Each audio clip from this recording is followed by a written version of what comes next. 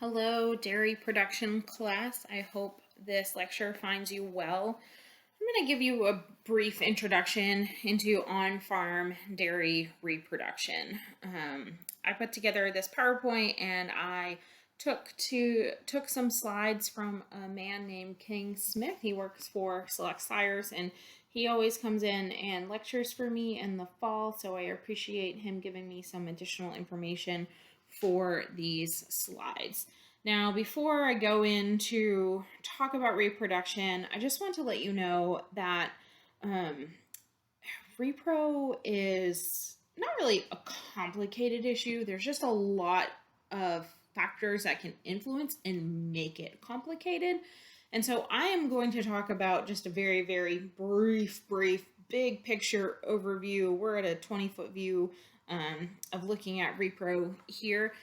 We could definitely take a whole class just talking about dairy farm reproduction, not even into the physiological aspects of repro, but about how we manage repro on farm. I know all of you have had the physiological aspects, and that definitely comes into play, but there's a lot of management factors that come into play. And so we're going to talk more about the management side than the physiological side today. So why do we care, right? The most simplest reason why we care is reproduction is how calves are born. We have to have calves born for our cows to produce milk. They're a mammal, and milk is how a dairy makes money. So at the simplest term, that is why we care about repro. Reproduction, if we are maximizing our reproduction, it's going to increase the frequency of our peak milk production. And this is the time when cows are the most profitable.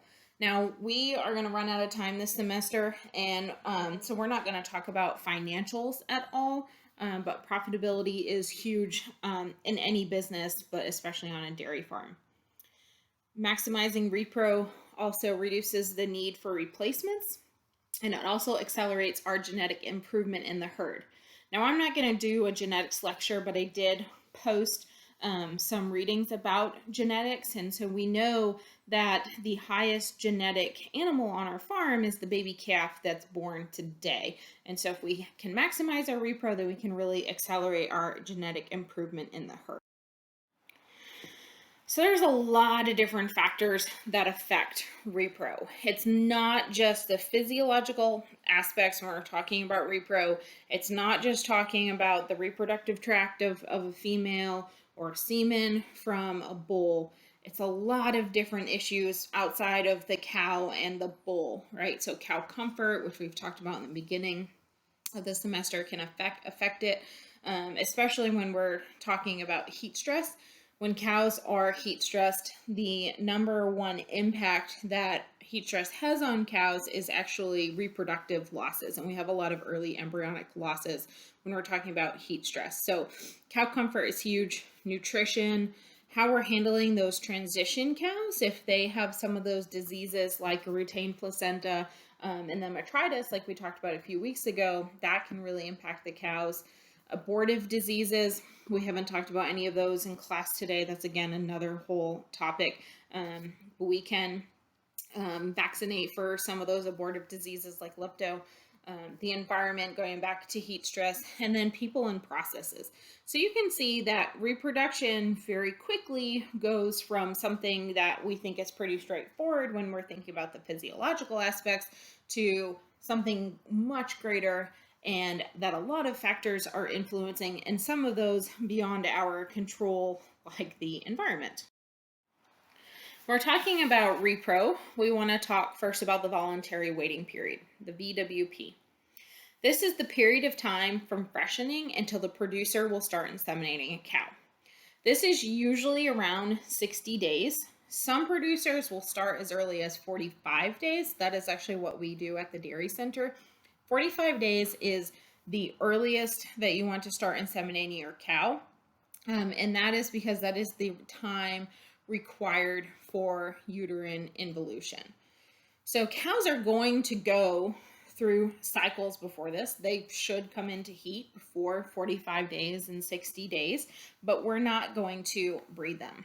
One of the questions that I get a lot from the public is why we artificially inseminate instead of using bulls and doing natural service. And besides me not wanting bulls in the farm because they're really dangerous, one thing that I tell them is about the voluntary waiting period, about how we can strategically wait to breed our cows to make sure that our cows are healthy, because they're going to already start cycling. And so if we're using artificial insemination, then we can breed them when we want to, when they're healthy, and when they're not in that transition period. And so some producers that have really high milk yield will actually choose to not start breeding their cows until 80 or 100 days in milk. And it all just comes down to each individual farm, but the average definitely is 60 days. We're talking about repro. Some of the records that we look at on a farm to evaluate our reproduction are some different percentages, and one of them is heat detection rate.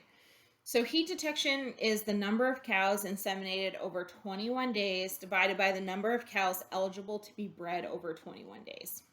And the goal is to be greater than 55%.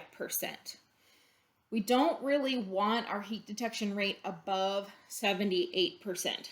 To me, when I first started thinking about dairy, I was like, that's weird. Why would we not want it at 100%? Right? Like, to me, intuitively, I would always want everything to be at 100%. And that all comes down to economics. If we are trying to catch every single cow in heat every single time, we're going to be spending way too much money. And some cows are not going to come into heat because of diseases, issues, they're old, they need to be cold, things like that. So we want it to be above 55%, but over 78%, we're really starting to lose money. And we at the Dairy Center are really great at heat detection. And so we are right at that 78%, which is a great number to be at, but we really don't want to be any higher. So lots of different factors that are influencing heat detection. So again, it's not just the cow that's coming into heat. There's so many other factors. Things like, what stocking rate do we have? Stocking rate can influence our heat detection. How hot is it outside? Are the cows lame or not? What type of facilities do we have? Like, if it's really slippery, cows are not going to mount each other like they would if they had a really good footing. Milk production, I'll get into that in a moment.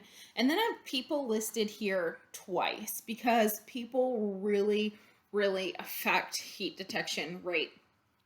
When we're looking at artificial insemination, reproduction, compliance with synchronization protocols, really a lot of it comes down to people. Now, if we're doing a visual heat detection, which a lot of people don't do nowadays because people influence that so much, we should do that a minimum of twice a day for 30 minutes, and the person that is doing that heat detection that is all that they should be doing. However, there's not a lot of time. Our farms tend to be a lot larger nowadays, and so heat detection is going to be based off a lot of other different types of visualization, such as chalking cows, like putting paint on their tailhead and then seeing if it's rubbed off in the morning. That's a really easy, quick way. There's also things called Kmart patches that do the same thing. They're on their tailhead.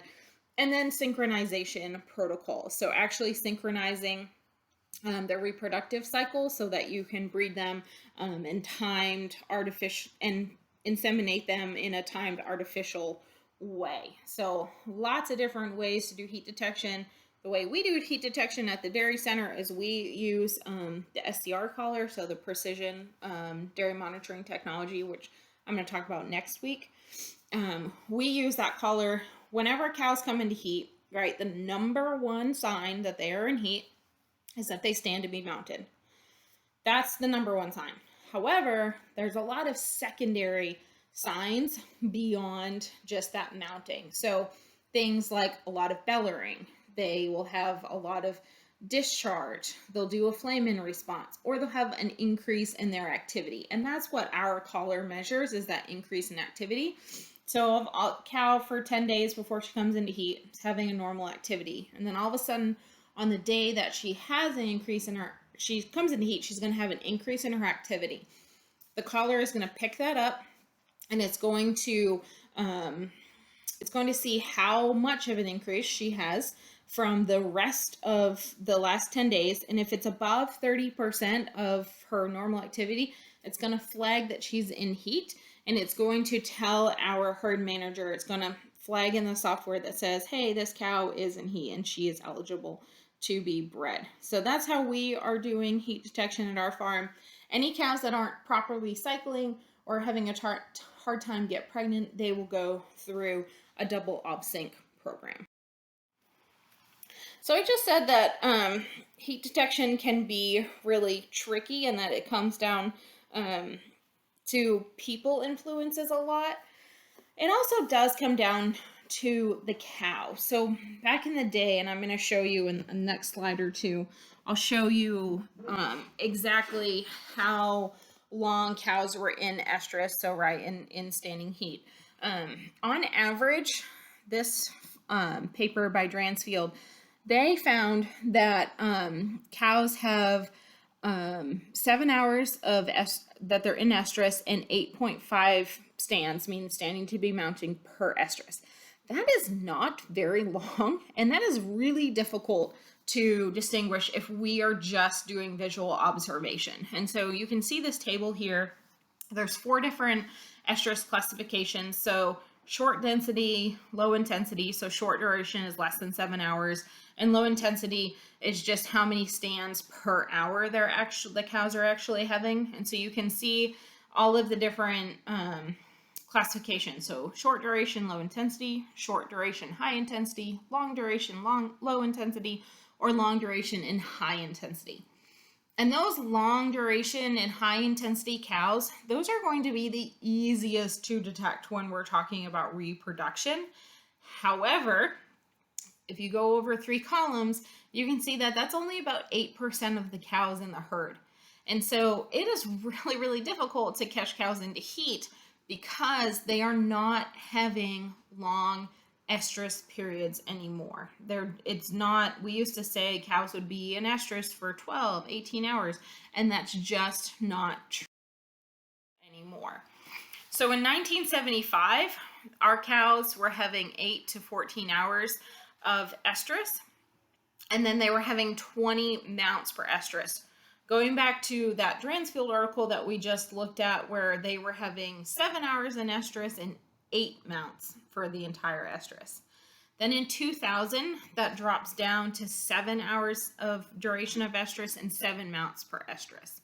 And so it all comes down to milk yield, which you'll see in the next slide. So in 2003, Lopez did another study that showed that cows with high milk production had a lower estrus duration. That was 6 hours versus cows that had a low milk yield, and that was 10 hours. All comes down to milk yield. So on the y-axis, we have the duration of estrus, and on the x-axis, we have the milk yield per pounds. This was in kilograms, but my slide is a little off. So you can see that cows that have a lower milk yield, let's say around 50 pounds of milk, have a higher duration of estrus. They're around 15 hours. And then when we start going out to cows that are producing 100, 110, 120 pounds of milk, their duration of estrus is down to 5 hours. So their duration of estrus is down to 5 hours. That is really impossible to visually assess a cow for heat detection. If we're only doing it twice a day, morning and night, for 30 minutes a day, or for 30 minutes a time, they may come into duration of estrus in the middle of the night, and then for 5 hours, we're gonna miss that cow. So that's why a lot of producers are using a lot of other visual aids like the Kmart patches or the tail paint on the tail head, or using synchronization protocols, or a heat detection collar like we have at the dairy, the SCR collar. So they're using lots of different tools in combination to try to catch cows in heat, because just doing it by visual observation is almost impossible. One thing to note is that cows come into heat, they start their standing heat really equal times during the day. So it's not that they're not going to show their heat during the day as much as at nighttime. It's really an equal portion throughout. Lots of different factors that are affecting heat detection. So management really comes down to how the cows are expressing their estrus. So if they have really great nutrition, and so they have they're really healthy. The walking surface that I talked about earlier are, if it's slippery, they're not going to want to mount other cows or stand to be mounted. How they are managed through the transition period, and if they have transition diseases or not. Are they overcrowded, right? So stocking density can really affect that. Are they lame? What type of cow comfort do we have? Things like that. What's their milk yield? And then detection really comes down to a lot of people aspect. So what type of heat detection system are they using? Like, are they using a synchronization protocol? And we could do a whole lecture about synchronization protocols and how compliance is a huge issue there. People really don't give the proper shots needed at the right time. So heat detection system can go out the window really quickly. What type of knowledge do the technicians have? Can they find cows that are in heat? Things like that. So it really, there are multiple aspects that affect heat detection, and finding cows in heat can be difficult. So after we talk about heat detection rate, another number that we want to talk about is conception rate. Conception rate is a measure of cows' fertility, and it's pregnant cows divided by the total number of insemination. And the goal for conception rate is greater than 50%. When I started graduate school, it was 40%. And so you can see that as the years progress, and as the dairy industry progresses, our goals continue to rise and increase. So conception rate, measure of cows' fertility, and our goal is greater than 50%. There's lots of factors that are influencing conception rate. So again, how do we manage those cows through transition? What is our voluntary waiting period? What is the environment like? Do they have some type of disease, like an abortive disease or mastitis? How did we detect them in heat? What type of artificial insemination technique are we using? What is the semen from the sire that we're using? So lots of different factors that can influence the conception rate. Now, one of the best reproductive values to evaluate on a farm, this is my number one go-to, it's most everyone's number one go-to, is pregnancy rate. So pregnancy rate is the percentage of cows eligible for breeding that become pregnant in a 21-day interval. And so it's heat detection times conception rate. Our goal is greater than 20%. I'm going to say that with a little bit of a caveat, because it should be a lot higher than that. And if you are going to be a farm that survives in the future, it is going to have to be higher than that. So our goal of 20% is pretty low. And you'll see on the next few slides some different graphs that talk about the top 10% of the herds and how that has progressed over the last 10 or so. So in 2007, our mean pregnancy rate was 15%. Not very high. And our top 10% of our herds were greater than 20%. Now, in 2018, so 2 years ago, our mean was 19%, and our top 10% of our herds are over 30%. We have to get cows pregnant in order to maximize reproduction. There's some other numbers that we can look at when we're evaluating repro. So days to first service is really dependent on the voluntary wait period and our heat detection rate. And our goal is 60 to 75 days. So days to first service just means that it's the number of days from the time that a cow has calved until we are going to first inseminate her. We don't want days to first service to be really over 100 days because we're not getting semen in cows early enough and not aggressively enough. And so our goal is going to be 60 to 75 days. But realize if we have a voluntary wait period of 80 or 90 days, then it's not going to be, we're not going to hit that goal of 60 to 75 days. So this days to first service goal goes off of a 60-day voluntary wait period, not of like an 80 or 90 voluntary period. Now I say days to first service because in the dairy industry, it's not just as simple as we breed a cow and she becomes pregnant. So services per pregnancy really evaluates breeding success, and our goal is 2 to 2.5 services per pregnancy. On average in the US, it takes 2.5 services to get a cow pregnant. Now, that's pretty high, but remember when we look at the milk yield that our cows have now, and look at all the factors that are affecting heat detection, conception rate, pregnancy, things like that, I think we're doing pretty good. And then days open is the number of days from freshening until a cow is pregnant. And we really want that goal to be less than 100 days.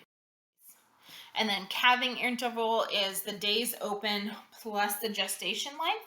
And so we want our goal to be 12.5 to 13.5 months. And so that's just really from one calf to the next. So we don't really want that dragging out for a really long time, so that we want that goal just a little over 8. When we're talking about reproduction success, it's all about finding opportunities to inseminate cows. We really need to aggressively inseminate cows early and often to get them pregnant. There's lots of different ways that we can find cows in heat and get them pregnant. So I talked about visual, that tail painting where you can see in the second picture, electronic like the SCR collar that we have at the dairy or the cow manager, which is the picture that you see here, synchronization protocols.